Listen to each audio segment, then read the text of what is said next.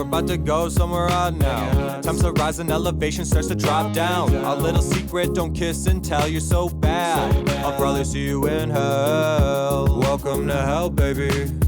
This is podcast hell. What's up? This is Eric. Welcome to the podcast. This will be the second time I've done the podcast, as I just did 15 minutes, not hitting record. I can hear from the outside. Is Gordon entering the room?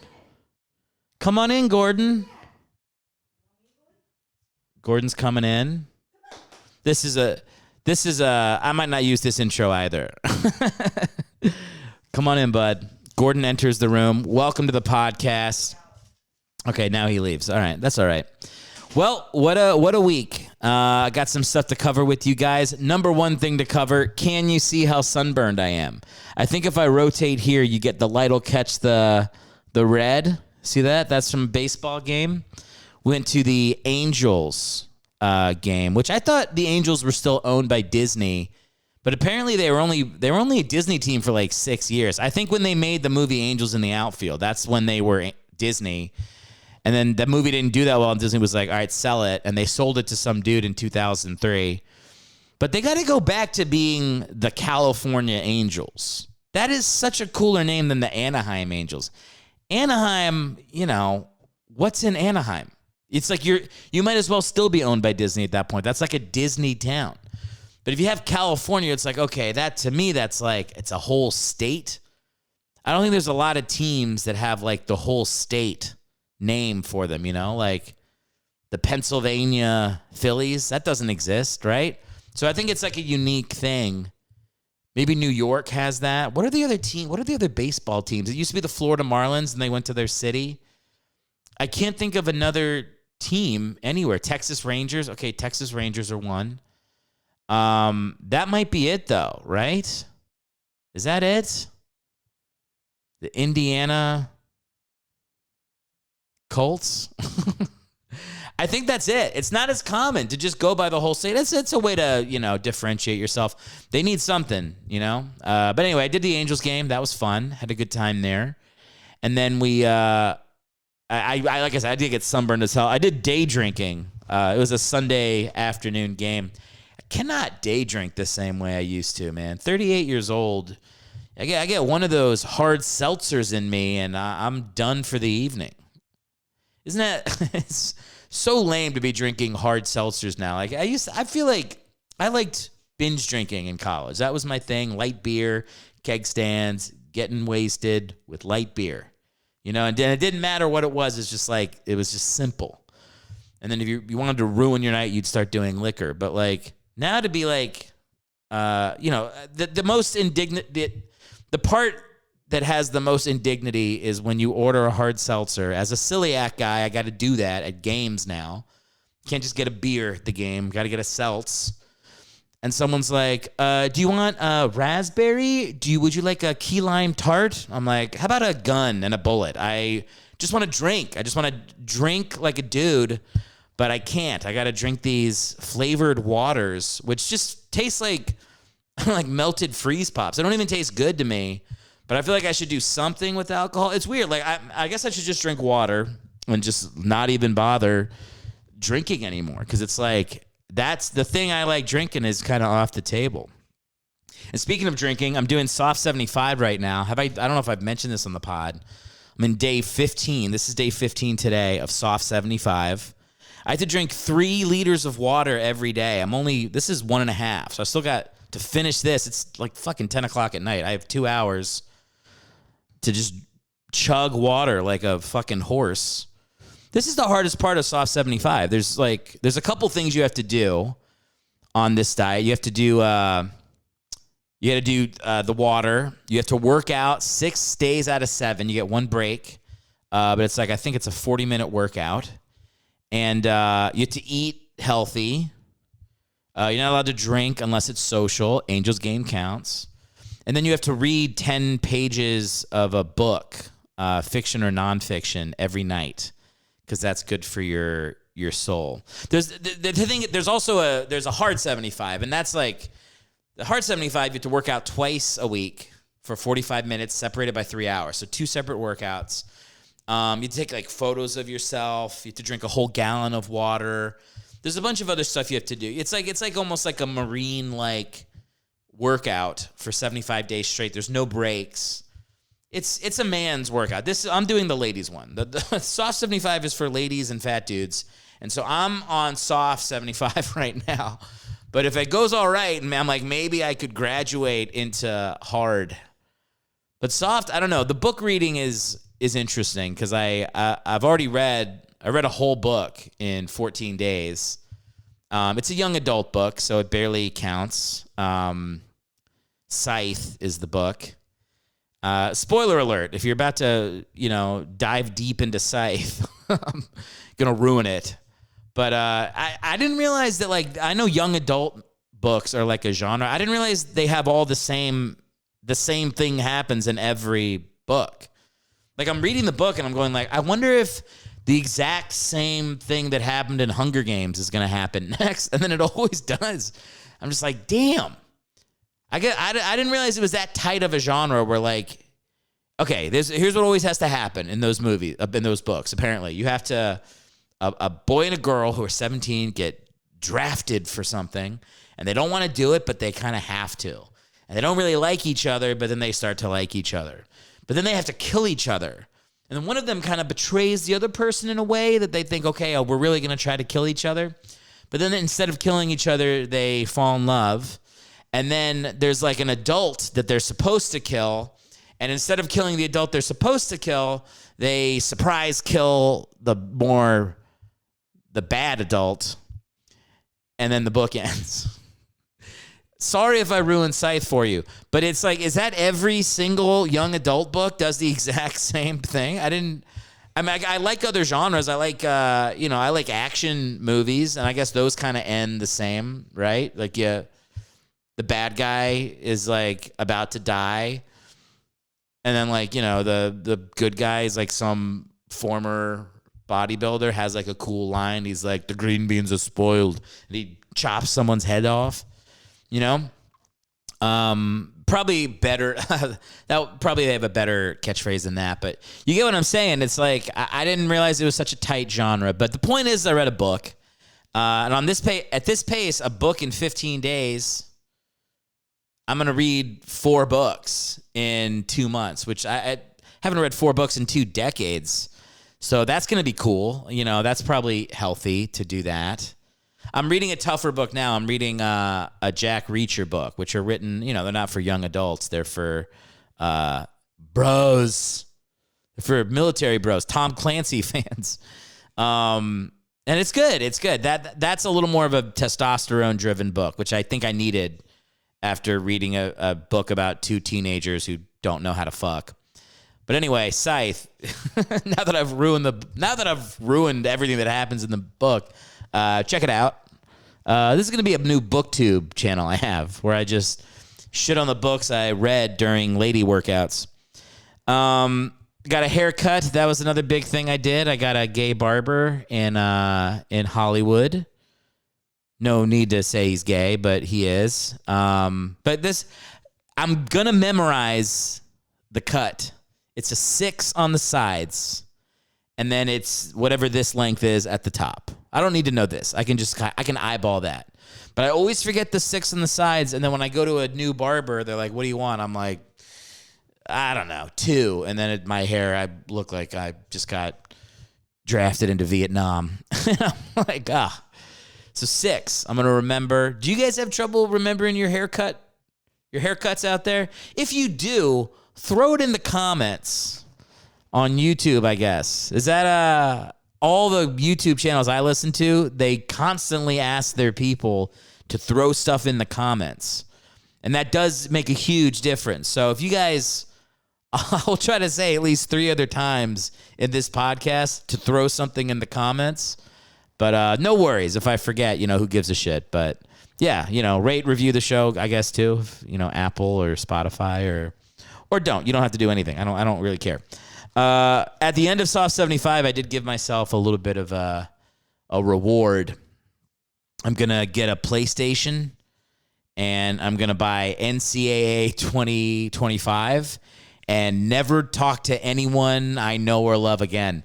I haven't let myself get into like video game franchise mode because I used to do that with baseball and football, and now they're bringing college football back with name and likeness, and I'm like, there's so many teams to rebuild. I'm just too excited to get into Eastern Michigan and see what we can do over the next decade. And then once I'm done with Eastern Michigan, Kent State's got to be fixed, right? I mean, don't even get me started on Toledo. It's the only motivation I have to not eat brownies at midnight is to be playing NCAA football 2025. I mean, those games are so addictive. I don't know what that is. It's like, guys, guys are happy when they're building something. You got to be building something. You got to be building a career. You got to be building your body. You got to be building your mind, or you got to be building a franchise team on a PlayStation game. Like, you got to be, something has to be getting accomplished for this to be firing in the right way.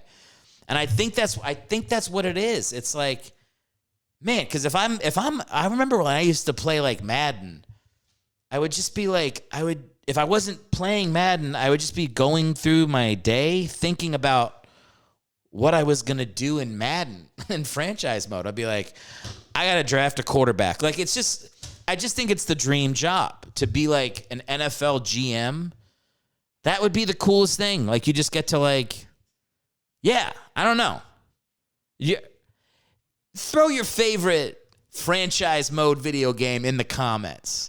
There's number 2. I should have spaced it out. I did one like 2 minutes ago. But you get what I'm saying. I'm very excited for NCAA football. And that's the reason I think I'm actually going to make it through the soft 75, because it's not easy to it's not easy to like make a real life change in terms of like, I'm going to get out of the house every day and work out, and I'm going to like really stop eating after 9 p.m. or whatever the thing is that you're trying to do. But man, if you've got Akron, if the Akron Zips future is hanging in the balance, you can do it. So that's where I'm at right now. I'm stoked on that. I've also, I don't know what's been getting into me, because like I've been getting really, I started watching like a Hitler doc, like I don't know, a couple weeks ago, and then now I'm watching a World War II thing that leads into the Cold War. It's pretty fascinating, man. I love I like history stuff. Like, I find it interesting, but like, I guess for some reason I've just never been like, I like hearing about it on YouTube or something, but I've never like sat down to watch docs before. But Netflix has like a ton of stuff. Obviously, this is obvious to people who are on Netflix. I don't know. I've always just skipped past the docs, and now I'm like, oh fuck, that's gonna be like, that might be a new thing for me, is like comforting myself in election years with the perspective of history with these docs, which I do. I mean, I do. It's almost like a way to escape like everybody trying to talk to me about the person they don't like, you know. And you know, we don't got to talk about that debate last week. That was tough. I don't like the orange guy. I feel bad for the dead guy. That's where I'm at. I don't know. It's weird. It's weird that the dead guy made the orange guy look good. I don't know what to think about that. I'm like, I don't think the orange guy is good, but he's not dead. It's just wild. Election years suck, man. It affects my job too, because I have to call like middle America, blue collar workers to try to sell them stuff. That's my job. I'm like a sales rep. And every time there's like something crops up in this field or whatever, like, you know, politics, it's like my sales go down, because people are just like, they tighten up with the wallet. They want to talk politics to me on the phone. I'm like, I don't fucking care. I just have to pretend to agree with whoever I'm talking to. So, you know, if it's a general contractor in Nebraska, of course I'm Trump. And when it's an interior designer in North Hollywood, of course I'm gay. I'm a huge Biden guy.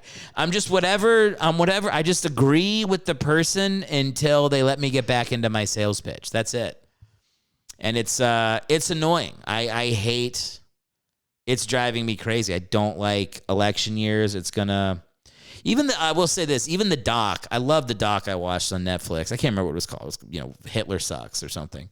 But like even in the doc, like they can't help themselves. They're like, at one point they're talking about the eagle's nest, Hitler's eagle's nest. This is beautiful. It's called like Obersalzberg or something. I'm probably butchering that, but it's where it's like his winter retreat. And then the one of the journalists is like, it was kind of like Hitler's Mar-a-Lago. And I'm like, really? Really? You got to hit us with that? That's not a little on the nose? Hitler's Mar-a-Lago? Good Lord. People, they just can't help themselves this time of year. It's like, I got, you know, I have a ton of conservative people that I work with. And so in the chat yesterday, somebody was like, what did somebody go? They're like, somebody was like jokingly mentioned fact checkers. And then this girl with the southern accent goes, if you want to talk to the fact checkers, go on Instagram. They be shutting my stuff. I'm like, shut the hell up.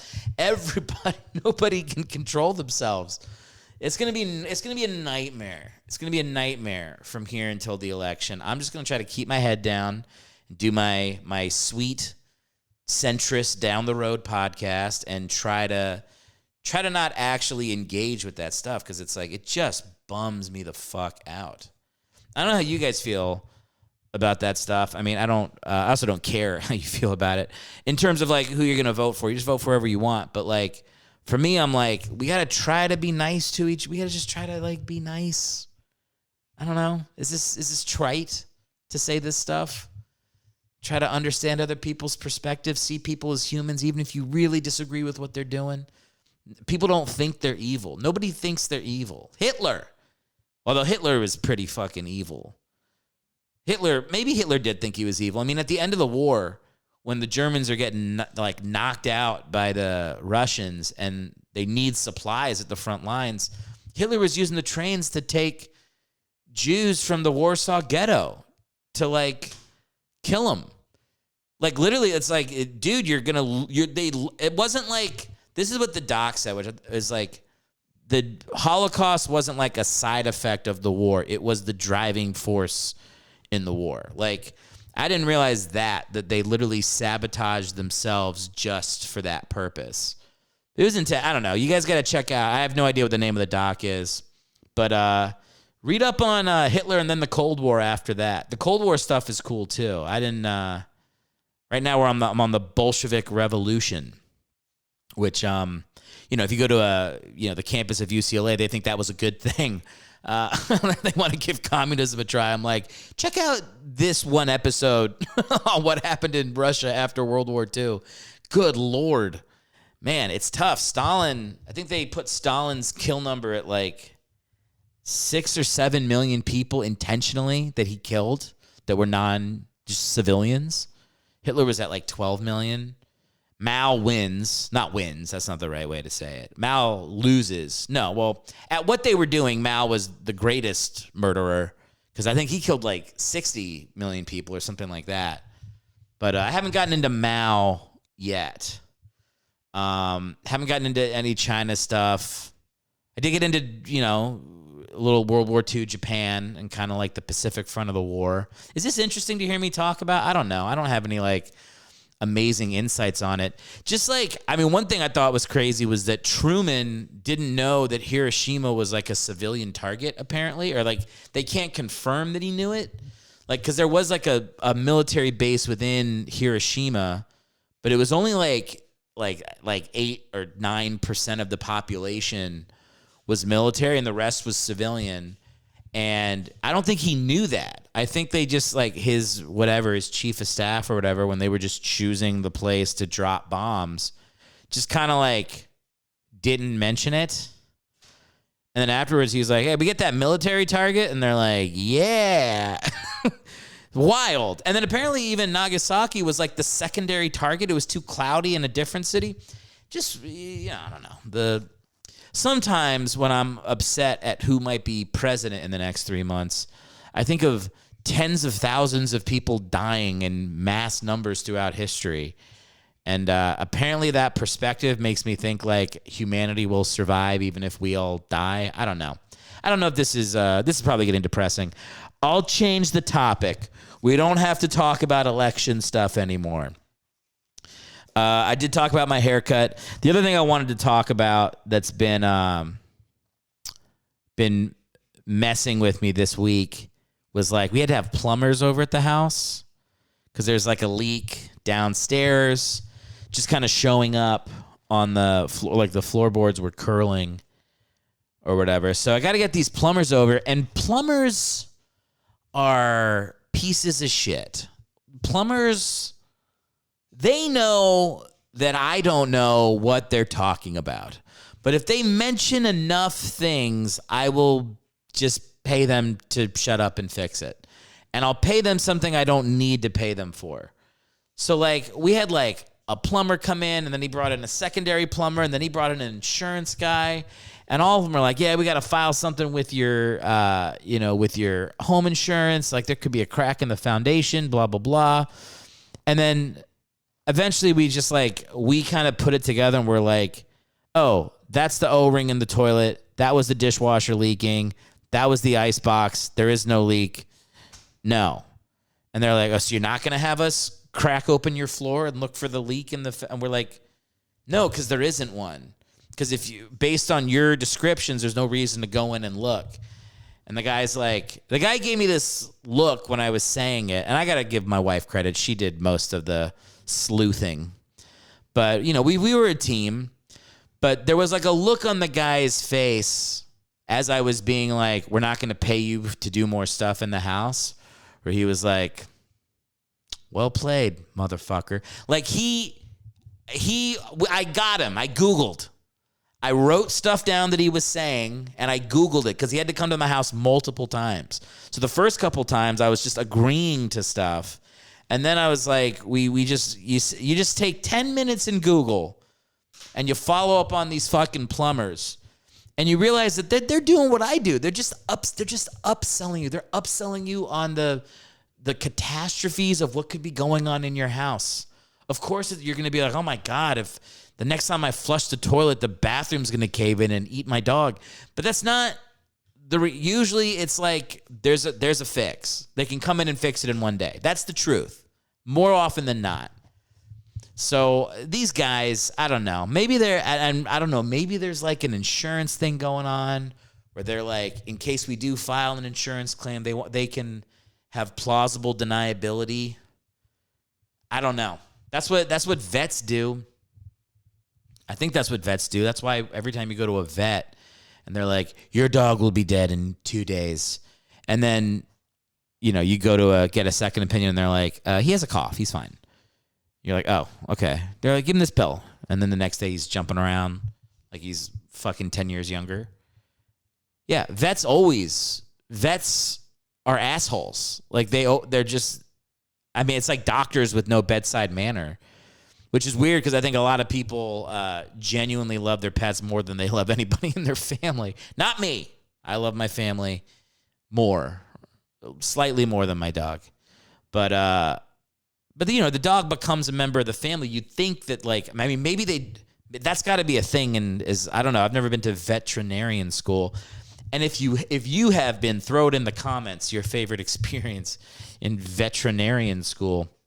But do they have like one day where they're like, hey, don't make everybody think their pet's dying right away? Or maybe they do and they go, catastrophize everything, cover your ass, fuck the other people. Because that is kind of what it feels like. Like they don't, there's got to be a way to brace people for it. Like I remember like our dog, Gordon, who wouldn't come in here before, he had like a little growth on his spine. This would have been, I don't know, like a year ago. And when we went into the vet, he was like, it could be one of 3 things. And like all 3 things were like, say goodbye. Goodbye, sweet prince. It's been a good ride, but you are dead now. But then like he had to go somewhere else and they were like, yeah, it's non-cancerous. We'll zap it. It'll be fine. And it was still like, you know, he was sick because he had to be on, like, go get little chemo or whatever. But it was like, what do you call it? Like benign. And then was like, why couldn't that have been one of the 4 options? Why weren't there 4 options when we talked the first time and you mentioned that? But I don't know. I'm sure with the pets there's an insurance thing. I don't know. I think plumbers just want your money. I don't know. It's hard. Those blue collar guys, like if they can smell that you've never picked up a hammer in your life, they're like, fuck this guy. I did a good job with my car recently because I drive a Honda. Humble brag. And the tire light has been on for like 4 months. And I've filled up I fill up the tires and I go and I check and I'm like, oh, it's at the right levels. Why is it doing this? And I'm like, maybe there's a leak in the tire. So I finally just took it to Just Tires and I go in and I'm like, hey man, I got to drive to Orange County for this sweet Angels game. I got a sunburn date. And the guy's like, yeah, we can't get to the car. It'll take like an hour. I was like, that's all right. I'll come back on Monday. And the guy goes, well, wait, you got to drive to Orange County? Let me just take a look. Let me just top you off to make sure that you're not. I was like, all right, pull the car around. I was like, what's the way I phrase it? I said, brother, brother, thanks for doing me a solid. I appreciate it. And I made it a point, like I actually, before they came back, when I drove the car around, I put on Limp Bizkit. So it was like playing quietly in the background because I was like, yeah, the guy had arm tattoos. He is a Durst fan. I could tell he was a Durst head. This guy had listened to Limp Bizkit before. So I tried to I put on music to be like, because I will listen to Limp Bizkit at times working out. They're not my go-to. But in this situation, I knew it would help me bond. Put it on, put the windows down. So I got Bizkit playing. And I'm like, yeah, I looked at the tires. It's 32/28 is what it got to be. 32 in the front, 28 in the back. The guy checks up, tops off the tires. He's like, everything was good. This one on the back right was a little low. I was like, I show him, I was like, light's still on. And the guy goes, oh, it's these Hondas, man. These Hondas, they put the setting on each car different. And I go, yeah, man, I've heard that. Where would I have heard that? I didn't hear that anywhere, but I just fucking played it off like I know a thing about cars. And then the guy gets in the car, figures it out, light goes off, and I'm like, dude, this was great. Thank you. Next time I'm looking for an oil change, you're my guy. And he was like, hell yeah, man, fuck Jiffy Lube. And I was like, fuck Jiffy Lube. Drove away. So the boys at Just Tires on Victory Boulevard, they got my business, but I thought I did a good job of connecting and not being too clearly an elitist douchebag that doesn't know how to take care of my car. Because they really can smell it on you. And last thing I'm going to ask, if you work with your hands in the automobile industry, go in the comments and either confirm or deny. When you see somebody who doesn't know shit about their car, you go, fuck this guy, and you get them to pay for shit they don't need. Because I'm 99% sure I've had the fan belt fixed 5 times on a car that didn't need 5 new fan belts. All right, a little sip of water there. I think that was everything that I actually had to cover on the podcast. I want to say, I think I mentioned this before, the reason this pod is a little bit shorter, besides being, it's just me, was because my guest for the next show is Brad Stoll, and he fucking canceled. So, fuck him, but also check out next week's episode. I'm going to have Brad Stoll on. You might know him from Instagram. He's like a food critic where he, I don't know, it's weird. I don't know what his content. He's screaming at a bowl of fucking marinara. But that's his content. It is funny. So check out Brad. I think it's Brad Stoll is his handle. And he's going to be here next Tuesday. So that'll be fun. He's actually going to be here tomorrow. He's going to be here in 12 hours. But for you guys, he'll be here next Tuesday. You don't care. You don't care that some of these episodes are preloaded, right? That's none of your concern. That's my concern as a producer here. Appreciate you guys coming to hang out. Yeah, I'll see you in a week. Later.